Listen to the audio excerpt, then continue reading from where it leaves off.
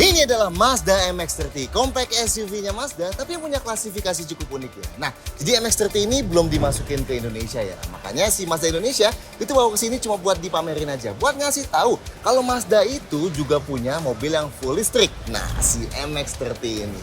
Tapi kayak gimana sih si MX-30? Apa aja keunikannya? Buat detailnya, seperti 10 hal berikut dari Mazda MX-30.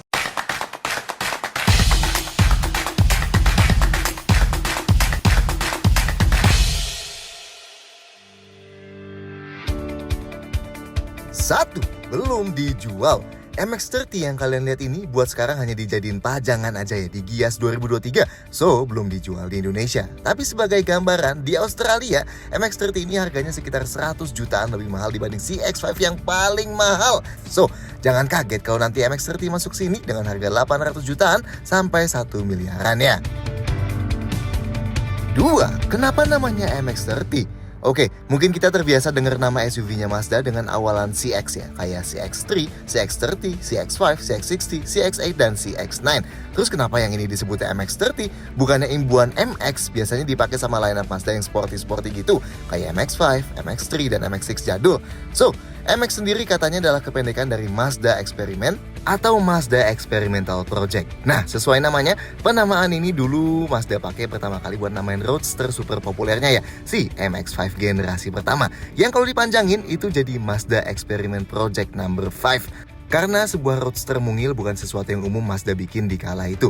Nah, tapi entah cerita itu sampai kepanjangan nama dari MX itu bener atau enggak, yang jelas dari Mazdanya sendiri bilang model yang pakai imbuhan MX emang punya nilai baru tersendiri yang gak terikat ke ide-ide yang udah ada ya. Dan MX-30 dengan bentuknya yang unik banget dan model full electric Mazda pertama, itu menurut Mazda memenuhi kriteria itu buat masukin model MX. Sedangkan 30 sendiri itu nentuin positioningnya ya, kurang lebih sejajar sama Mazda 3 dan Mazda CX-30 yang emang jadi basisnya. So, apakah model full electric Mazda selanjutnya bakal pakai imbuhan MX juga? Mungkin ya, mungkin enggak. Kita tunggu aja nantilah ya. 3. Full electric. MX-30 sebenarnya tersedia dalam 3 konfigurasi mesin. Full electric, elektrik dengan range extender generator rotari, dan mesin bensin doang 2000cc mild hybrid. Tapi yang dipamerin Mazda ke Indonesia ini modelnya yang full elektrik ya. Dan kalau Mazda beneran bawa ke Indonesia pun kemungkinan besar model yang ini yang dibawa ya. Pemandangan yang agak nggak biasa nih, ruang kap mesinnya kosong gini ya. Kayak yang kita bilang, karena MX-30 juga disiapin buat mesin lain kan. Kita bahas yang varian full EV aja ya. Sistemnya disebut e-Skyactiv EV. Motor listriknya bertenaga 143 HP atau 145 PS dan torsinya 271 Nm. Angkanya nggak bisa dibilang spesial sih buat mobil full listrik. Meski tentunya torsinya itu instan ya. Bisa didapat begitu dari awal kita injek pedal gasnya. Klaimnya 0-100 km per jam diraih dalam 9,7 detik, sedangkan kecepatan maksimumnya di 140 km per jam ya. Tentunya nggak ada transmisi multiple gear, adanya reduction gear aja alias single gear transmission ya. Pakai tuas transmisi kayak di CX-60 kayak gini. Nah, alasan kenapa mobil listrik ini nggak butuh gigi banyak-banyak? Ya soalnya range kerja torsi motor listrik itu jauh lebih lebar dibanding mesin bakar. Jadi ya mau lagi nanjak terjal lah atau jalan kenceng tetap nggak masalah. Cukup butuh 1 gigi aja. Ada pedal shift, tapi kayak kebanyakan mobil listrik, fungsinya murni hanya buat ngatur tingkat regenerative braking ya. Buat yang belum tahu, regen braking ini adalah proses sewaktu kita lepas pedal gasnya, motor listriknya jadi bekerja kayak generator dan memelankan laju mobil sekaligus sedikit ngisi baterai mobilnya ya. Nggak ada pilihan mode berkendara ya di sini. Baterainya ada di bawah mobilnya, kapasitasnya termasuk kecil sih ya, lithium ion cuma 35,5 kWh aja. Dan klaim jarak tempuhnya juga dari baterainya full sampai habis itu juga nggak jauh ya, cuma 200 km aja. Ini bukan cuma pendek buat sebuah mobil listrik yang proper, tapi bahkan dibanding mobil listrik mikro kayak Wuling REV atau Series E1 pun jarak tempuhnya masih kalah jauh ya si MX-30 ini. Ya semoga nanti pas masuk Indonesia udah ada opsi baterai yang lebih gede deh ya biar lebih kompetitif. Charge-nya dari samping sini, port AC charging-nya Type 2 dan DC charging-nya CCS2 ya. Waktu pengecasannya kalian lihat di tabel layar ini aja ya. Sedangkan kira-kira kalau charge di rumah dari kosong sampai full butuh sekitar 70 ribuan rupiah lah. 4. Desain sangat unik. Mau dilihat dari depan, samping, ataupun belakang, desain MX-30 ini emang nggak termasuk konvensional ya. Yes, bahkan sedikit menyimpang dari kode Evolve-nya Mazda yang biasanya punya grill besar di depan kan tuh. Nah, tapi paling bikin unik emang sampingnya ya. Sekilas dilihat profilnya MX-30 ini emang seakan kayak cuma ada satu pintu kan. Nope, mobil ini tetap ada pintu belakangnya yang ukurannya jauh lebih kecil dan bahkan ngebukanya pun ke belakang ya. Nah, Mazda nyebut pintu ini freestyle door ya. Yes, kayak punya RX-8-nya dulu. Atau kayak pickup extended cabin lah ya, yang ngeharusin buat buka pintu depannya dulu baru bisa buka pintu belakangnya. Dan tentunya nutupnya juga harus pintu belakang dulu baru tutup yang depan. Dan di MX-30 ini jadinya nggak ada pilar B-nya ya, makanya lebih berasa lega gitu ya pas dibuka. Anyway, secara dimensi MX-30 sebenarnya masuk ke segmen C ya, tapi lebih pendek dibanding si SUV kebanyakan. Jadi ya sedikit lebih besar dibanding X-Force atau HR-V gitulah ya jadinya. Oke, depannya grillnya kelihatan lebih kecil dan tipis ya. Wajar sih mengingat mobil listrik kan nggak butuh grill gede-gede sebenarnya.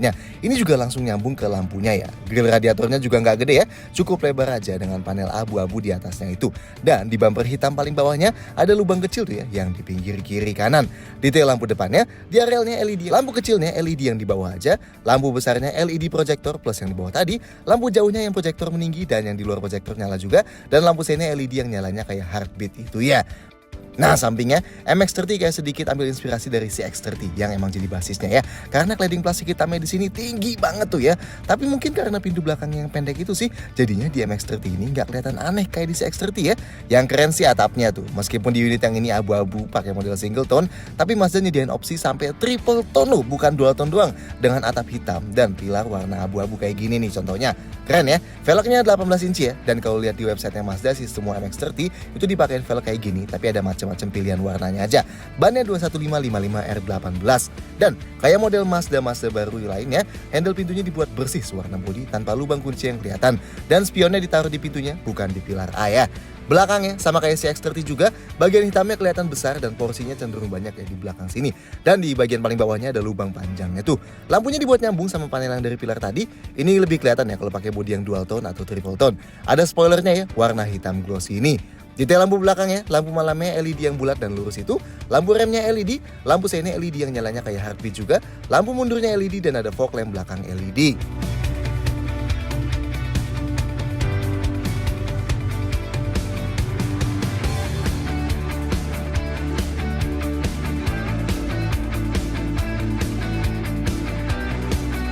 Lima, interior unik. Sekilas lihat desain dashboardnya MX-30 ini emang dibuat mirip kayak Mazda 3 dan CX-30 ya, dengan head unit floating yang modelnya lebar tapi agak cukup jauh di tengah dashboardnya. Setirnya pun pakai setir kayak CX-30 yang ada lingkar chrome di tengahnya, dan tentunya lingkar setirnya dilapis kulit ya. Nah, tapi yang ngebedain banget konsol tengahnya. MX-30 pakai konsol tengah model floating kayak gini yang bukan cuma kelihatan unik ya, tapi Mazda bilang ngasih kesan lebih open dan airy di kabin MX-30 ini. Cukup dibutuhin ya mengingat kabinnya cukup kecil. Dan buat pertama kalinya juga di sebuah Mazda dipakein layar besar buat AC gini di tengah-tengahnya. Bahkan bahan yang dipakein juga unik ya.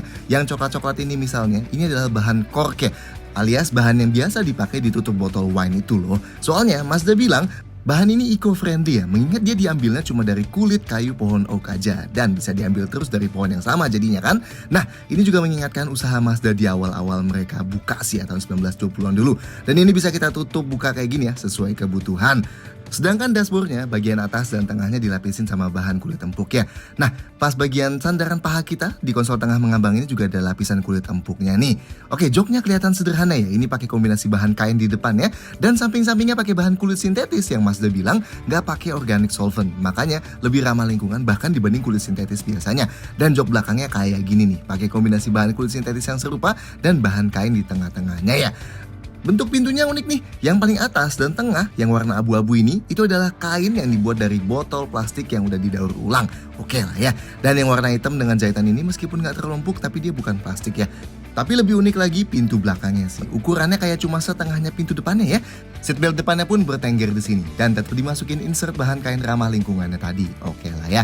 Detail lainnya, lampu kabin depan LED ya, ada 2 dan di belakang juga ada 2 lagi LED. Sun visornya yang kanan ada card holdernya, sedangkan kiri kanan sama-sama ada kaca yang bisa ditutup buka dan ada lampu LED-nya. Sedangkan pegangan tangan plafonnya di depan selain di sisi penumpang depan ada juga di sisi driver. Sedangkan di belakang yang kiri dan kanan sama-sama dapat gantungan baju juga ya. Tapi gimana sih rasanya duduk dalam sini?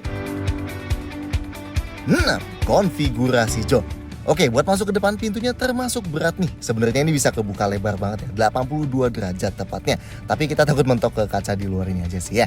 Nah, ini pintunya ngecover sampai bagian bawah banget nih. Jadi kalau mobil luarnya kena cipratan kotor, bagian dalamnya sini tetap bersih ya, dan kaki kita nggak bakal kepeperan kotor. Buat napak ke dalam cukup tinggi ya, tapi masih gampang. Posisi duduk di depan termasuk cukup tenggelam nih, agak rendah. Tapi emang visibilitas ke depannya masih cukup oke, karena dashboardnya cukup rendah. Visibilitas ke samping juga cukup aman lah, meski kacanya kecil, tapi spionnya bertengger di pintu, jadi ada ruang lihat tambahan ya. Pengaturan jok driver elektrik ya, 8 arah plus lumbar 2 arah, dan ada 2 memori juga. Sedangkan yang penumpang depan manual, slide, recline, dan bisa diatur ketinggiannya. Headrestnya adjustable ya, hanya bisa dinaik turunin aja. Posisinya termasuk ergonomis nih, kita sandaran sambil nyetir, kepala kita nggak ngedanga ya. Nice, ruang kepalanya aman ya, padahal ini udah kepotong sama sunroof. Buat sandaran tangan di tengah, lapisan kulitnya luar biasa empuk nih ya. Nice, dan ini bisa digeser maju mundur, jadi bisa sandarin tangan sambil pegang setir. Yang di pintu juga luar biasa empuk ya sandarannya. Oke lah. Seatbeltnya bisa diatur naik turun, setirnya juga selain tilt bisa teleskopik ya, dan cukup jauh. Nice, dan buat sandaran kaki kiri driver ada gundukan dan pad plastik gini. Sekarang kita ke belakang. Oke, buat ke belakang kayak yang kita bilang, freestyle door ini bikin pintu depannya perlu dibuka dulu, baru kita bisa buka pintu belakangnya ya. Nah, pintu belakang ini kebukanya 80 derajat, not bad ya. Tapi tetap sih, buat napak ke belakang, ruangnya emang gak sisa banyak, dan emang jarak antara atap ke lantainya jadi agak rendah ya. Makanya kita masuknya agak sulit nih, dan harus sedikit nunduk. Posisi duduk di belakang sini lebih tinggi dibanding di depannya. Nah, karena ada baterai di bawah lantai ini, jadi emang jarak lantai dan dudukan joknya ini cukup pendek ya. Makanya sudut paha kita agak naik kayak gini. Sebenarnya masih cukup oke sih, soalnya masih banyak lagi mobil listrik lain yang sudut paha kita itu naik lebih parah lagi ya. Jok ini fix nggak bisa digeser maju mundur, ruang kakinya di luar dugaan kita sih. Sempit tapi ternyata nggak sesempit kelihatannya dari luar ya, not bad lah. Ruang gerak sepatu kita agak kejepit, tapi ini ya kalau jok depannya kita set ke paling rendah ya. Nah, enaknya di belakang jok driver ini ada tombol buat atur-atur posisi jok depan nih. Ya sebenarnya sih ini posisinya buat bantu kita keluar dari belakang sih ya, bukan buat isengin drivernya. Lanjut, ketiga sisi headrestnya adjustable. Nice, ruang kepalanya sempit banget sih, tapi emang masih aman lah buat kita yang 173 cm belum mentok. Sudut sandarannya joknya fix nih, termasuk tegak ya. Nah, meskipun pintunya kecil, tapi kita masih dapat sandaran tangan nih yang empuk. Tuh lihat, jadi buat sandarin tangannya ada di panel bodinya, bukan di pintunya ya. Tapi emang karena model kacanya super mungil gini dan terpisah, otomatis di belakang emang berkesan claustrophobic sih ya. Tapi ya minimal cahaya masih masuk lah. Di tengah juga ada sandaran tangan yang bisa dilipat ya, empuk juga. Kalau mau duduk bertiga, napak ke tengahnya kakinya ngelangkahnya sangat sulit nih, ngelipat banget. Kaki kita jelas nggak bisa di atas sini ya, jadi harus ke kiri kanannya. Dudukan joknya lebih tinggi dan lebih keras dibanding kiri kanannya, begitu juga sandarannya lebih maju dan lebih keras dibanding kiri kanannya. Nah, ada headrest adjustable nih meski agak pendek, jadi kita nggak full ngedang ya kepalanya. Oh, tapi ruang kepala di tengah sini lebih terbatas lagi. Seatbelt tengahnya 3 titik. Oh ya, kalau mau keluar dari kanan tadi kan pakai tombol elektrik ya. Kalau dari sebelah kiri, kita pakai tali kayak gini ya, yang ada di bawah. Tinggal tarik aja dan jok depannya jatuh dan bisa didorong. 7. Fitur berlimpah. Sama kayak Mazda 7G lainnya, kayak Mazda 3, CX-30 dan CX-60, fitur MX-30 juga termasuk banyak ya. Nah, tapi nanti yang dibawa ke Indonesia bisa aja ada yang beda ya. Pokoknya kita detailin yang ada di sini dulu aja. Yang paling unik kontrol AC-nya. Pakai layar 7 inci gini di tengah-tengah ya. Tapi enaknya meski ada layar kayak gini, Mazda tetap nyediain tombol-tombol fisikal buat kontrol krusialnya nih. Kayak mati nyalain AC-nya, mati nyalain defogger kaca belakang dan defroster kaca depan, naik turunin kipas dan naik turunin temperatur, dan buat set ke auto. Jadi harusnya nggak bakal terlalu mengalihkan perhatian buat ngatur-ngatur ini pas lagi nyetir ya. AC-nya sendiri single zone auto climate control ya. Suhu paling dinginnya 18 derajat Celcius dan paling panasnya 32 derajat. Tentunya ada buat area angin ke kaki, ada mode AC Eco juga buat ringanin kerja kompresor dan sedikit lebih ramah sama jarak tempuhnya ya. Dan di setting sini kita bisa atur tingkat keterangan layar dan mau pakai suara pasti sentuh atau enggak ya. Kayak gini nih suaranya.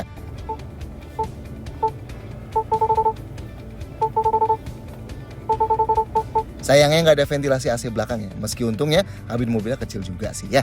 Lanjut, inputnya di bawah sini ada 1 power outlet dan 2 USB port dan tempat SD card buat navigasi. Di belakang sayangnya nggak ada tambahan lagi ya. Ada sunroofnya nih, yang model kecil standar gini aja ya. Spion tengahnya auto dimming dan frameless kayak gini. Ini kalau kena silau dari belakang bisa meredup sendiri ya. Setirnya yang sebelah kanan ada buat adaptive cruise-nya dan yang sebelah kiri buat kontrol audio, voice command, teleponi dan MID. Ada pedal shift buat atur regen tadi. Dan lampunya tentunya otomatis ya. Sensitivitasnya bisa diatur dari head unit sini dan wipernya juga otomatis. Kedua jendelanya auto up down ya. Yes, jendela yang bisa dibuka hanya 2 aja, yang di depan. Yang belakang nggak bisa dibuka.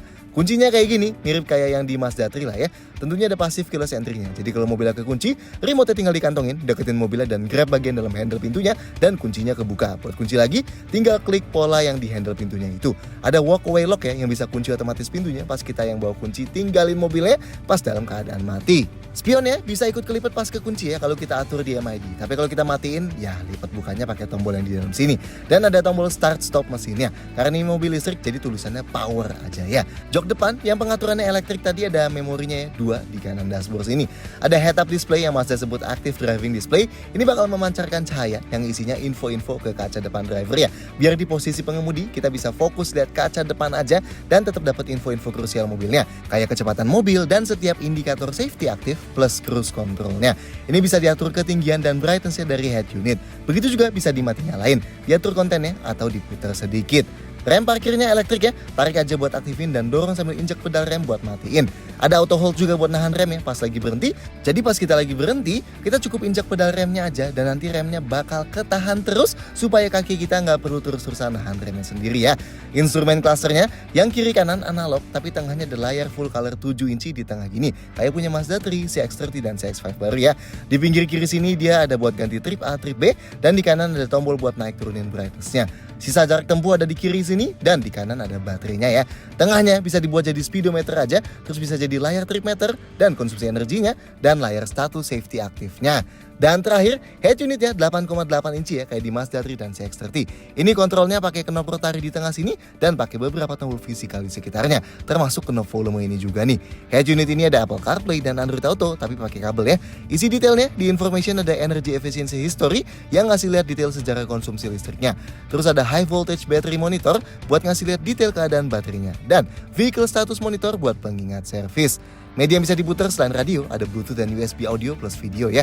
Ada buat Bluetooth teleponi, ada navigasi bawaan, dan settingsnya lengkap banget nih. EV settings ada buat ngatur perjadwalan ngecharge, penjadwalan nyalain AC sebelum masuk mobil, ada buat ngeset limit daya charging AC dan DC-nya, ada buat ngeset koneksi kabel charge-nya ngunci atau enggak, ada buat heater baterainya yang sebenarnya lebih berfungsi di tempat dingin ya. In vehicle display ini settings buat head up display dan settings layar head unitnya ya. Sound settings buat pengaturan suara, bisa atur posisi mendengarkan yang optimal nih, dan ada automatic level control yang otomatis kerasin volume pas kita jalan makin kencang dan sebaliknya. Safety settings ini, settings semua fitur keselamatannya ya. Nanti kita bakal tunjukin beberapanya di nomor setelah ini.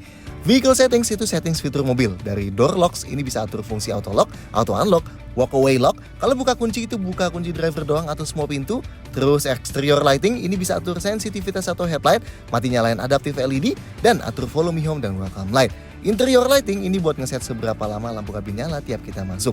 Ada buat mati nyalain wiper otomatis, mati nyalain spion lipat elektrik otomatis, one touch turn signal, dan volume lampu sein. Buat mati nyalain defogger mati otomatis, dan sisanya setting yang lebih basic ya. Nah kalau kerasa kayak ada fitur yang kurang, kayak misalnya kok nggak ada sound system Bose sih ya? Nah ingat, list fitur yang masuk sini nanti belum tentu sama persis kayak gini ya. So tenang aja. 8. Safety lengkap. Kayak kebanyakan model Mazda baru, fitur keselamatan MX-30 juga termasuk lengkap. Tapi nanti fitur yang dibawa pas MX-30 beneran masuk sini ya bisa beda ya. Bisa aja lebih lengkap atau bisa lebih sedikit. Yang jelas, sekarang kita detailin yang ada di mobil ini aja. Airbagnya ada 7 ya, 2 airbag depan dan 1 airbag lutut driver, 2 airbag samping ada di samping kedua jok depan dan 2 airbag pilar yang memanjang. Remnya, rem depan cakram ventilasi dan rem belakangnya cakram juga. Tentunya sistem rem ABS, EBD dan brake assist-nya lengkap ya. Traction control dan stability control juga ada. Ada hill launch assist atau hill start assist yang bakal nahan rem di tanjakan kalau kita lepas pedal remnya buat pindah ke pedal gas biar mobilnya nggak merosot ya. Dan ada eGVC Plus alias G-Factoring Control Plus tapi yang didesain khusus mobil listrik. Fungsinya sih sama ya buat bikin mobilnya berasa makin natural pas lagi belok. Sensor parkirnya di unit yang ini hanya ada 4 titik di belakang aja ya, di depan nggak ada. Tentunya bisa dimatiin dari dalam sini nih. Kameranya juga di sini hanya ada kamera mundur aja. Fitur safety aktifnya atau Eye Active Sense-nya tentunya ada dan manfaatin kamera di balik spion tengah tengah ini dan radar di bawah ini. Pertama, ada MRCC atau Mazda Radar Cruise Control. Ini nama lain dari Adaptive Cruise Control ya. Jadi selain bisa ngeset kecepatan konstan tertentu, Adaptive Cruise ini juga bisa ngeset jarak konstan sama mobil di depan. Jadi nanti kalau mobil depan memelan, kita juga bakal ikut memelan ngikutin. Dan kalau dia kencang lagi, kita juga bakal mengencang lagi sampai maksimal di angka kecepatan yang tadi udah kita set. Intinya di tol kita bisa nggak usah injak pedal gas dan pedal rem ya. Entah di unit yang kita videoin ini ada fungsi stop and go-nya atau enggak ya. Ada Smart City Brake Support dan Smart Brake Support alias nama lain dari rem otomatis. Jadi ini bakal mengasih peringatan kalau terdeteksi kita ada kemungkinan nabrak mobil di depan kita. Dan kalau nggak kita gubris, nanti mobilnya bakal ngeremin otomatis. Ada LDWS atau Lane Departure Warning System. Ini bakal ngasih peringatan di MID dan setirnya getar kalau kita gerak keluar lajur tapi nggak ngasih lampu sein ke arah situ ya. Terus ada LKAS atau Lane Keep Assist System. Jadi nih kalau tadi udah keluar lajur dan udah diperingatin, kalau LKAS-nya nyala, setirnya juga bakal gerakin buat balikin lagi mobilnya ke dalam lajur. Ada Adaptive LED Headlights yang bisa nerangin lampu jauh khusus di sisi yang nggak ada mobil atau motor yang bisa kena silau. Ini pakai fungsi Matrix LED ya, yang bisa nerangin satu titik aja sambil tetap gelapin titik lainnya. Nah, ada juga yang manfaatin sensor tersembunyi di balik kiri kanan bumper belakang. Ada blind spot monitoring, ini bakal nyalain indikator di spion ini dan di MID dan di HUD ya kalau terdeteksi ada mobil di sisi kiri atau kanan belakang kita. Dan kalau kita tetap nyalain lampu sein ke arah situ juga, indikator tadi bakal berkedip.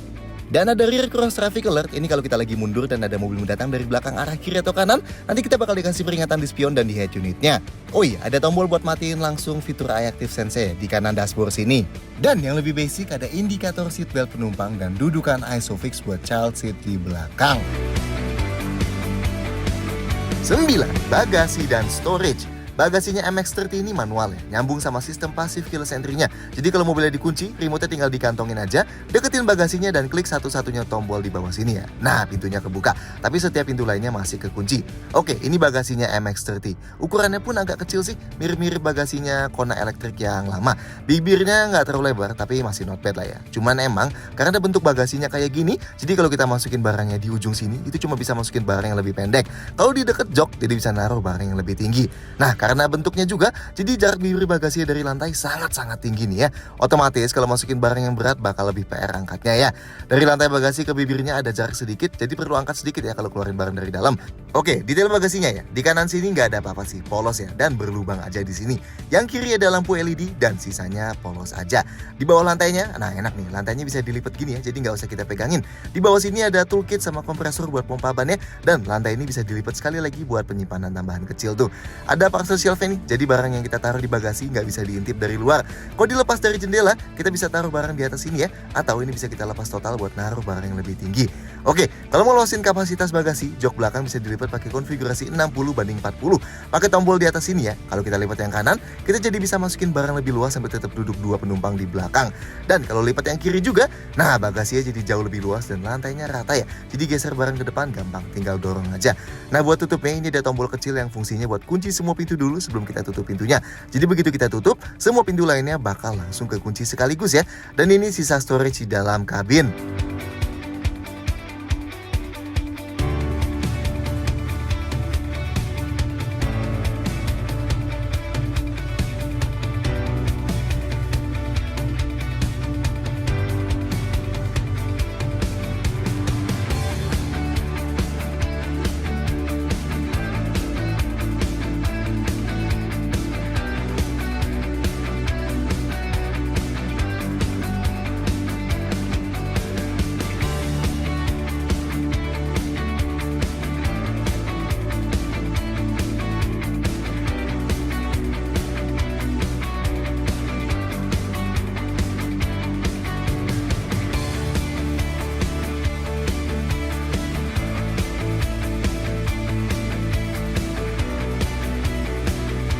10. Detail-detail lain. Seluruh unit MX-30 di dunia diimpor utuh langsung dari Jepang, dirakitnya di pabrik Mazda di Hiroshima.